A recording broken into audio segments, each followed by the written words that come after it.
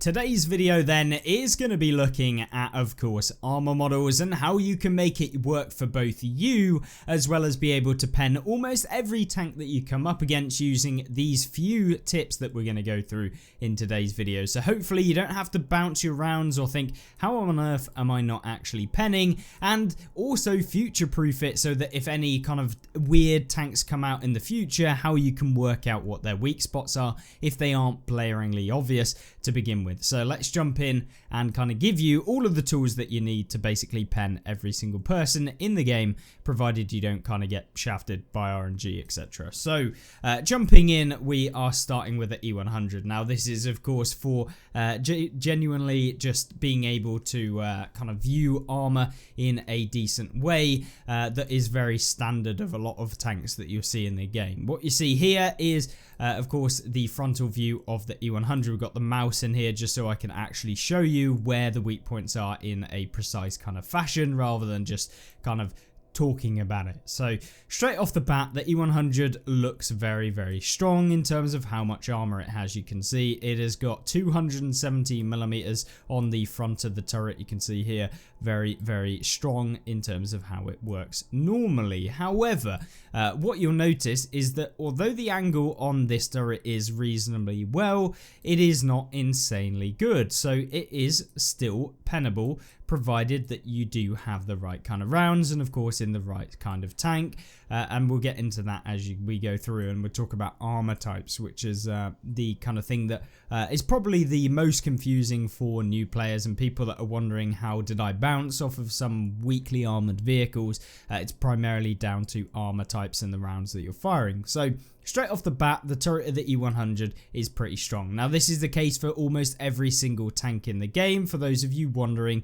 That's why, of course, when you see a lot of tanks, the armor on the turret is very strong, and you often end up bouncing off of it, especially if you can see the hull armor where it is a lot weaker. And you can see that the lower plate, which is the kind of central area on the bottom of the tank, which should be yellow, is right here. This is the lower plate. This is what everyone refers to as just shoot the lower plate when you come up against vehicles. Now you can see here it is quite well angled. When you come to the side, it looks very kind of diagonal, and this of course improves the efficiency of what the armor is. It means you don't have to slap on a 400 millimeter thick plate in order to bounce rounds. And of course, if you think about it in the style of kind of skipping stones on water, etc., it's essentially that you want to get as low to the armor as possible, so your degree at which your kind of round is coming in is as flat as possible, 90 degrees to wherever the armor is.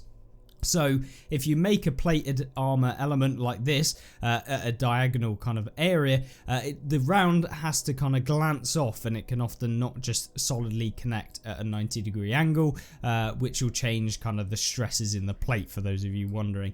And that's kind of how armor angling works, at least in a very simplified version of how armor works with tanks, and why you'll see there's a lot of flat plates and that are very well angled and stuff like that. But of course, you can see here, ultimately this is where you want to be hitting the E100 if you see this tank from the front. Now it is this lower plate section here. This is where you want to go. Now you might be thinking, well, the upper plate, this is just for kind of clarity, this upper plate 200 millimeter thick. However, because of that angle and because it's very extremely well angled, the 200 millimeter plate probably becomes in the region of about 300 and something millimeters of effective armor, and probably even more. So 90% of the time you're just going to bounce off of this because it's so well angled that your round will just glance off, and so even regardless of the out armor thickness, you won't be able to pen it. And that's kind of how the super angled areas will work, how you can side scrape, for those of you wondering. So that's kind of how the upper plate will work on this tank. Obviously you don't want to go shooting it. Now I'm not trying to teach you how to suck eggs here, but primarily just giving you an overview of a few different armor styles, and so that when it comes to facing a new tank that you haven't seen before, you'll be able to think, well, hang on a minute, the E100's upper plate very well angled, usually you don't want to hit that, and its armor's 200 millimeters, and you'll just bounce straight away, and there's no way of penning it, unless of course you got, you know, a Jaegeru heat round that can look slightly down onto this and it can pen. Obviously, very few caveats to that. But primarily you don't want to be shooting here, especially when you've got the lower plate like that. So this is a big area. It is the easiest area you can pen, and so you should be going for it if you can. Now, the E100 turret. Now you might be thinking, oh, okay, so the E100 turret, 270 millimeters. However, because the armor angle is not anywhere near as bad as the frontal armor of the hull, you're going to be able to pen this with probably in the region of about 330 heat pen. So you can go through this, especially if you're looking from above, because that armor angle actually becomes flat when you're looking at it from above. And so all you have to do is have more than 270 millimeters and you'll go straight through it. So the armor on the turret becomes weaker. Now, if it's using its gun depression, the armor gets steeper because you're looking at it from below, and you know, it increases that angle. So ideally, when you're facing a tank like this that's trying to use its turret, you want to make sure that you do either find somewhere above it or have enough penetration such that when it looks exactly directly at you, you can go through the cheeks over here and over here. Try avoiding anywhere near the gun mantlet, and that's because there's a lot of spaced armor here and the effective thickness is probably like 500 millimeters, so you shouldn't really ever be penning the mantlet of one of these vehicles. So yeah, just keep that in mind. So that's kind of a bog standard rundown of a tank. If you want to pen something like this, a bog standard tank like this, the lower plate should be your immediate response. If you cannot pen the lower plate of the tank because maybe it's hidden or someone's angling, we'll get into that in a second, then you want to be aiming for the turret with the premium rounds that you might have. And if you can't pen that, there is some small weak points, which most vehicles will have one tiny weak point, at least one tiny weak point. It's not guaranteed, obviously wargaming being wargaming sometimes come out with basically no weak points, but there are a few weak points on the E100. And those come in the form of the vision bar. So you can see there is a tiny sliver on the top of this tank right here. This is actually a hitbox. These kind of bits here, these are not. Although they say they are, I'm pretty sure that you can't actually pen this bit area and this area. So it's only that central section right here. And because it's very flat, you can pen it almost every time, provided that you can actually get a hit onto the vision bar. Obviously, if you're looking from the front, it's pretty tiny, so it's unlikely you're going to be able to reliably hit it. But in the case that you can't really find anything else, then that's kind of where you want to be aiming for. But with that being said, let's talk about angling, because E100's a brilliant example of what angling can be doing. Now, in terms of angling, angling is essentially what it sounds like, where you angle your tank so that you can increase the angles at which you can bounce rounds from. So when you see an E100 like this, it's easier to pen than when you see an E100 like this. However, that being said, if you see an E100 like this, you're more likely to pen here than probably even from the front, because of the fact it's over angling. This is over angling where you expose almost the side of your tank fully to an opponent. So if a tank comes around the corner like here, you want to be aiming for about here. Now this is where it gets a bit more interesting, because we talk about one of the other kind of topics of this video, which is armor type. So you can see here that this tank has this kind of mud guard, I guess is what you could call it, or a track guard to stop, I believe in real life, to stop the tracks being hit as much, and of course damage when they're hit by a tank, etc., or rounds or whatever it might be, I believe, off the top of my head. Obviously it might be completely wrong. If I am, let me know in the comment section down below, but primarily I'm assuming that's what all of these were for, to avoid rubble, etc., and stuff like that, and yeah, just protect the tracks a little bit more. But what that does is that it is actually not armor. So it might look like you can just pen this up a bit. That is not the case. This is in fact spaced armor. Spaced armor is one of the things in World of Tanks that isn't really told to you at all. So you might go into the armor viewer and go, this only has 60mm of side armor. That is not the case. What you see here is a 60mm plate covering the actual hull of the tank behind. So it has a 60mm plate. However, it has a 120mm plate behind this. So in terms of your round, when you're trying to pen it, you've got to go through the 60mm plate, Then you've got to go through the actual armor behind this. Now, it isn't too difficult if you're side on, but what I should say is that if you hit from this side profile, if you hit the upper area, you're more likely to pen. Now, you could probably guess why that might be, and it wouldn't be the fact that there is tracks on the lower half. So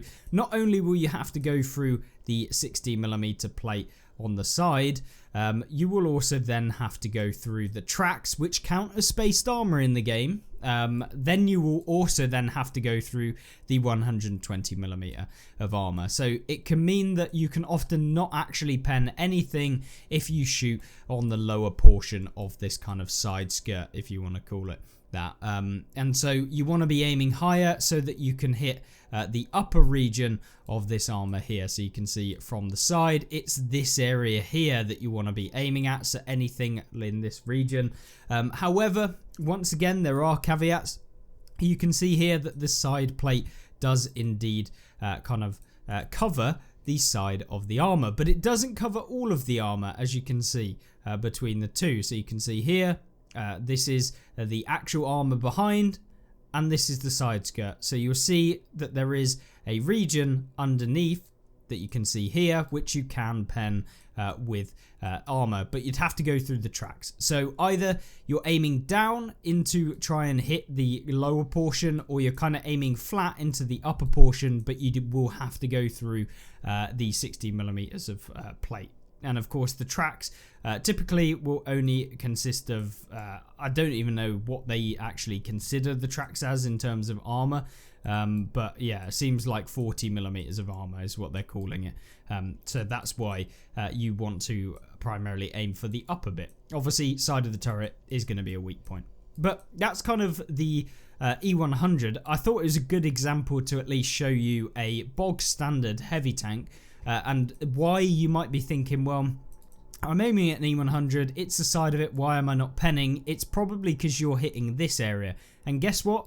The center of mass of the E100, if you're auto-aiming, is probably somewhere here. And so if you're auto-aiming the E100 from the side, you're probably not hitting the upper area where you're going to be able to hit the actual armor and not have to go through the tracks as well. So that's why you want to always aim when you're aiming at vehicles, because sometimes the center of mass can be in a really annoying spot and you end up just not penning at all. So just be very careful. It's one of those things that I really thought would be useful to just cover this one to begin with, and then we can kind of branch into a few other vehicles to kind of give you an indication as to various different tank lines and stuff like that, and therefore come back to this when you want to figure out like, oh, maybe there's a new tank, maybe I want to look at a couple bits that might help me out in the future. This is something that I did in, you don't have to delve into it too much, but when I first started playing the game, and when I wanted to get better, this is something that I learned very quickly, so that, you know, you don't have to spend time kind of wondering why am I bouncing off of things.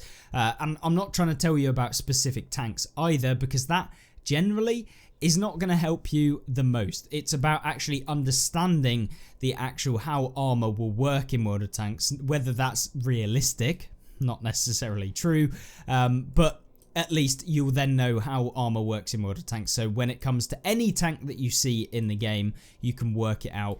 And so, yeah, it doesn't really mean that, you know, you have to know every single weak point. You'll just know the key concepts and how you can kind of find weak points on vehicles as you go through.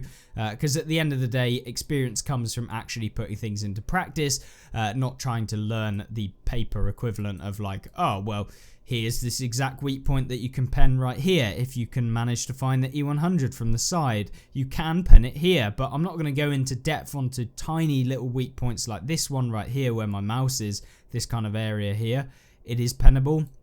And when an E100 angles like this, you can pen this. So I guess I'll give you that one for free. But that's the sort of thing you want to be looking for. Kind of areas where you can minimize how much armor is in between where you actually want to be shooting and the thickness of the armor alongside the angle.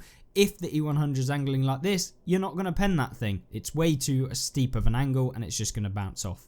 Think of the pebble. That's kind of how I always think. So if you think it looks like it's going to be able to pen, if you think it's reliably going to be able to pen, then it probably can. So just keep that in mind. So that's the E100, but that is not everything, because armor is not always as it seems. and often there are a few vehicles that kind of fall outside the standard of just having really thick armor. And we can kind of look at the IS-7. This is another version of a heavy tank at tier 10. Now, this is slightly different to the E100, whereby it doesn't have your bog standard kind of flat upper plate with a angled kind of lower plate that is of course flat as well. This indeed has two plates that are connected together in a pike nose, as you can see here. Yeah, it's kind of difficult to see on the contour version, so I guess we could go to here. And so you can see a little bit better. So you can see there's one plate here, and then kind of like a conjoined plate over here, and then of course the lower plate here. Now this is what was referred to as a pike nose, and that is primarily because of the fact that it looks like it's got a bit of a pike nose at the front. It all kind of joins up into one kind of area or point at the front, which is the pike, I guess. And so yeah, that is how the IS-7's frontal armor works. Now you might be thinking, I'll just angle with this tank. But angling with the IS-7 doesn't actually work, because if I try and angle like this, it means that this plate becomes flatter. As I said earlier, the flatter the plate, the easier it is to pen. So ideally, the best point of call for the IS-7 when you're actually trying to avoid bounces is to go flat to the opponent. Actually aim directly at them, because it will make your upper plate kind of stronger. However, there is one thing that you can do when you're using armor, which is that you want to wiggle side to side as you go through. Now, I'm not talking about slow wiggling, like moving like this. I'm talking about fast wiggling and kind of going in a bit of a systematic way, so that you might move over here really quickly and then slightly move over slower and then quickly move over. And then often people that are trying to aim here, if for example this is what you're looking at, they're aiming here, suddenly you go like this and they're actually aiming on the other side and it's going to bounce. So this is something you can use in every tank, not just the IS-7. But it's something that you can utilize to occasionally bounce rounds. Most of the time you'll get penned because of this armor layout, because ultimately most of the time you're not going to be exactly dead on front to an opponent. Often you might be like this, which means this plate is easier to pen. And so, yeah, most of the time you will get penned. It is just the case in point of playing World of Tanks that people will load premium and most of the time can pen you in the upper plate, especially in tanks like this. However, turret is very, very strong, and now we can move over to the armor viewer to show you exactly why. So, jumping in, armor-wise, as you can see, red means... oh dear, not like you're going to be able to pen it very easily. So it is a bit of a pain when it comes to the IS-7. And it does have cupolas that you can pen. They are these kind of... that doesn't even show you.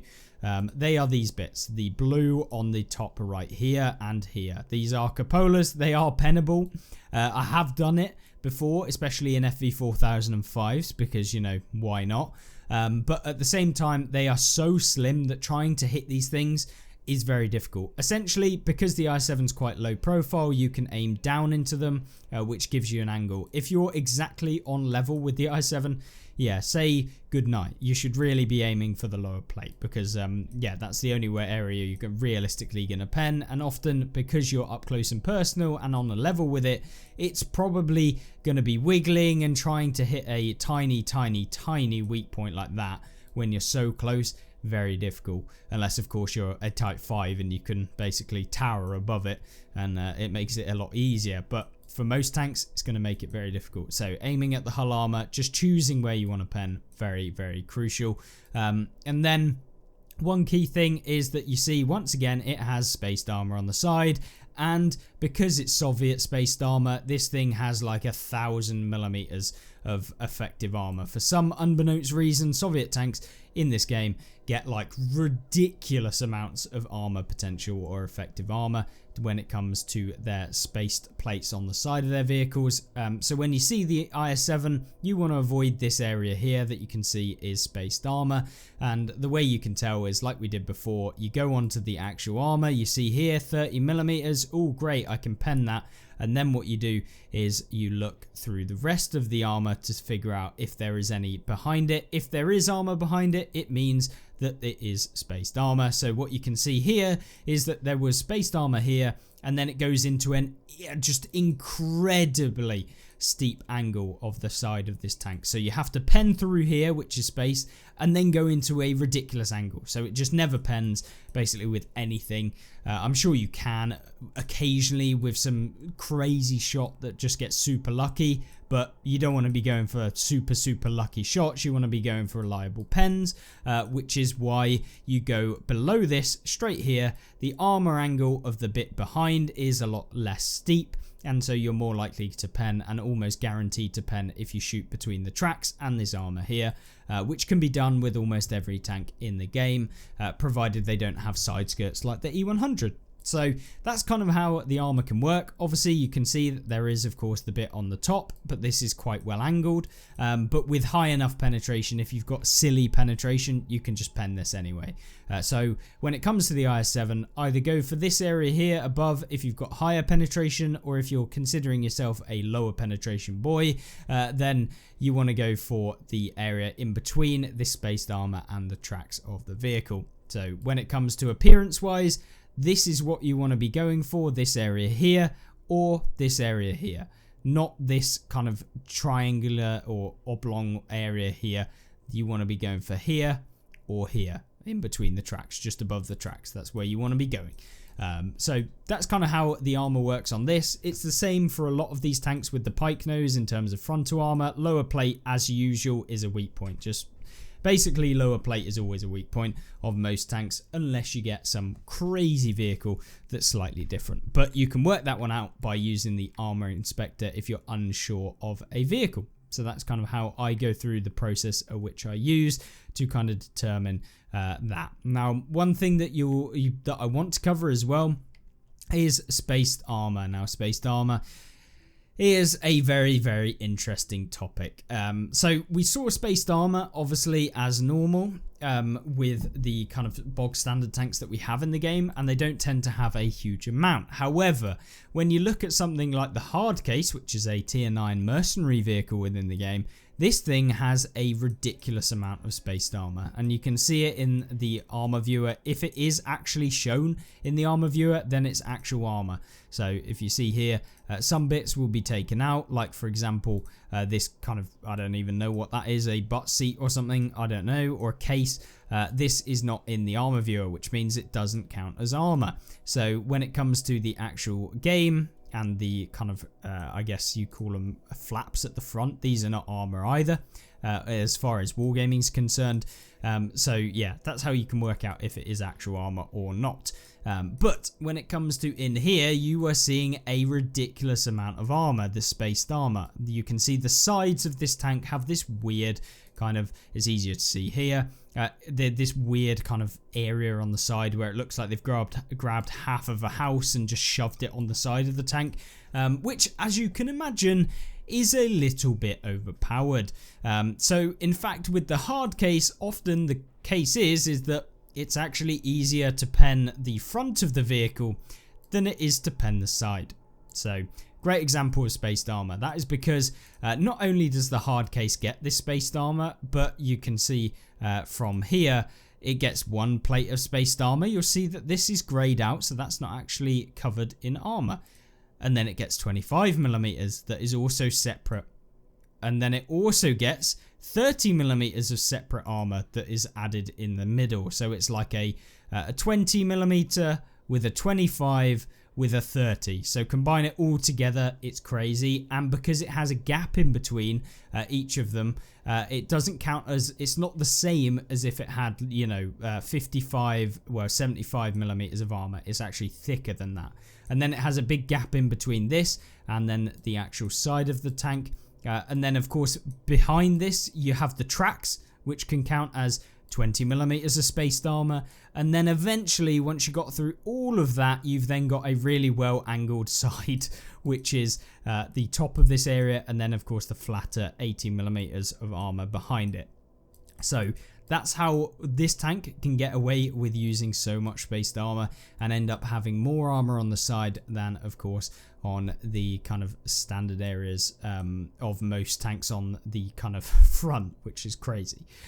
So Either way, that's how this tank's armor works. You can see the same as for the turret. This is of course almost impenetrable when it comes to this, and of course because it has these guards up here, it covers part of the cupola, which I hate. I hate when Wargaming remove the weak points, especially when they have such crazy amounts of spaced armor like this. When you're trying to hide the frontal weak points, it's just a pain. So please don't do that ever again, Wargaming, but we know they probably will. Either way, when you're looking at the hard case, the front is where you want to go. Do not aim at the sides. Even if you do get the side of the tank, it's often better to go to the front. And then you might think, oh, well, the rear of the tank's going to be weak. No, they slapped on a giant spaced armor on the back of the tank as well, so that covers the entirety of the back. So yeah, just don't go for the back of this tank. Now, there are a few caveats to the side armor. Now you can see here, it's got a green plate right there. And you might be thinking, yeah, that's the actual armor behind. But what you can do is, if the hard case is kind of like this, for example, aiming towards you, and they're using the side armor, what you can do is you can pen in through here. This is the inner drive wheel. It's often a weak point of almost every tank in the game, and so you can pen straight through that. That accounts for basically every tank in the game. Often that's because the side skirts that it might have don't actually come all of the way to the side, and you can often find a little angle in there to avoid any of the side armor of the tank, or space side armor that it might have. So you want to be going in through here and then in through the lower bit of this kind of side armor. So that's where you can pen the hard case if it's like this. If it is directly flat on, you can still pen here, but primarily remember, within World of Tanks, if you see a tank that is using its armor absolutely effectively, where you can't really actually reliably hit them, you probably should try and outflank or maneuver them so that they have to then expose some of their actual armor so you can pen them. Don't try and fight something that is impenetrable, because there's no point. Of course, if you're sniping cupola weak points, then yeah, and you're out in the open, you're probably going to lose a lot more health than you're going to deal to the opponent, regardless of if you know where their weak points are. So that's just a little bit of advice. It's the same for almost every tank in the game, and will kind of work like that. Similar to the machine and the 50B, which uses the 50B hole. You can see here, this is an accentuated example in the armor viewer. You can see basically you can pen straight through the side of this vehicle from almost the front. You can see like as soon as it angles like this, you can pen in through here. This is where you want to go for, and as soon as it's like this, the side armor, this is where you want to be aiming. Don't aim at the rear or this area. Literally straight in through here will pen every single time against the machine, and that's its weak point, alongside the, of course, cupola of the tank. And it does have a tiny little lower plate, but it is a little bit bouncy because it's very, very small. So that's kind of how you can work it. Hopefully, I've gone into kind of the different areas of the game, but there's one last thing, which is the rounds that you can be using. So when it comes to penning everything, penetration isn't always equal. And that's because you have varying different types of ammunition, and it does matter as to what round you're firing into the type of armor that you're firing into. So we've been talking a lot about spaced armor, and of course we talked about heat ammunition. Heat ammunition is, of course, you can determine it by clicking on it, and often it will say heat, and it will have a specific kind of icon. Now the ST1 does indeed have heat ammunition, as do a lot of the Soviet vehicles. So yeah, you basically have to find out whether it's APCR. One of the easiest ways to find out if it's APCR or standard rounds is to check the ammo speed. If it's crazy high, then ammo speed on your premium round, it's probably APCR. Now APCR is what the British will kind of have in their tank line. So if we go over as kind of named APCR, rather than kind of a version of it in Russian or whatever you want to call it, Soviet, then yeah, you can see here APDS, basically APCR, or a version of it, and that's just on the Comet, for example. So that's kind of how the armor works in terms of the armor. and then of course you have HE. Now APCR will work against almost every single ammo type. It does lose penetration over like ranges, so if you're firing at someone really far away with APCR, it will lose its penetration over time, whereas heat does not in the game, if my memory serves me correctly. However, heat will be blocked by spaced armor. So if you find the side of a vehicle and you've got heat loaded, it will actually be absorbed by the tracks or by, for example, the spaced armor plates that vehicles might have. So if you're wondering, how am I bouncing off of these tiny little tanks, for example, French light tanks on the side, and yes, it still happens with APCR, don't worry, but for the most part it can be down to the fact that it gets absorbed by the tracks, and so you can end up bouncing because you've hit like a spaced armor plate or something. Additionally, there is, although you might be thinking, oh well, maybe that's why I bounced off of the AMX when I came to actually using it. There are a few other reasons as well. Sometimes you can get super unlucky and hit like a flat plate that's in the horizontal area and end up penning or going through the plate, which is just not going to work. So essentially heat rounds, if they hit the tracks, will be absorbed for the most part. You still can occasionally pen, but if you want reliable pen, APCR. If you want to pen things at long ranges, heat is good, but it does take a little bit more skill with aiming because it's not as fast basically. So you need to lead a little bit better. But that's primarily how armor will work and the different round types. So if you're fighting spaced armor, you want APCR, and if you're fighting flat plates and of course very flat armor like the E100, heat is your best friend. So that's kind of how it works. Lightly armored vehicles obviously load HE because you're going to pen them every single time basically. And of course, unless you hit the spaced armor, which absorbs HE rounds as well. It's the same sort of thing. So anything kind of HE, high explosive rounds, if they hit spaced armor or they hit tracks, then they are going to be absorbed for the most part. You'll still do a little damage. You might track the opponent, but you're probably not doing what you want to do, which is damage. So hopefully that's given you both a way of dealing with tanks that have armor and understanding how armor works. I know that this is quite a long video. There's a lot of things we talked about. Obviously you can pause, you can go back, you can ask me questions in the comments of any video. It doesn't matter where it is. It all comes up on my feed. So, you know, if you're watching 2 weeks down the line after watching this video and you think, oh, what was it? Just leave a comment on any of the videos and I'll be able to try and respond, or someone else will help you out, hopefully. So either way, that's kind of how armor works in World of Tanks. It might not be necessarily 100% realistic, obviously, because, you know, if a round goes through a tiny little tank, the tank is probably not going to be able to take any more rounds at all and it'd probably be immobilized. But at the same time, it wouldn't be much fun if every single time you got hit in a light tank, you're just knocked out forever. So, yeah, either way, World of Tanks does armor like that, and that's kind of how armor works in the game. Any questions, leave them in the comments once again. Hopefully you enjoyed. Thank you so much for your support. Subscribe if you want to see more guides like this, and of course if you want to see extra bits regarding World of Tanks and gameplay and how you can get better. And yeah, let me know in the comment section down below what other videos you want to see. Have a great rest of the day. Goodbye.